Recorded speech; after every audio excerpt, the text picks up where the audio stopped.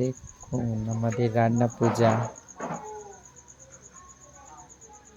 কাল আমাদের পূজা, তাই সকাল সকাল রেডি করেছি, সব মেজে ঘষে ধুয়ে রেখেছি। কাল একটু জল দিয়ে ধুয়ে নিয়ে পূজার জোগাড় করতে হবে, কেন 8টার মধ্যে আমাকে রেডি হতে হবে।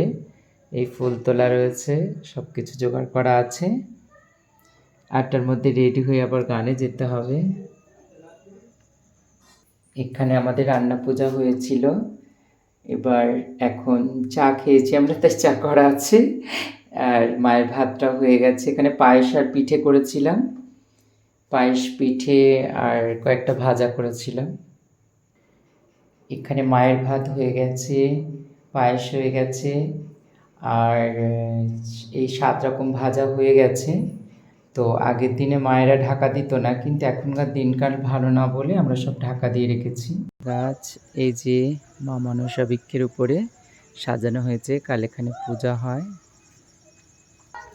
আর এখানে ভাত হচ্ছে, আর চচ্চড়িটা বাকি আছে, মাছ ভাজা বাকি আছে। মাছ ভাজাটা বাকি আছে, তাই তো? সব হয়ে গেছে তো?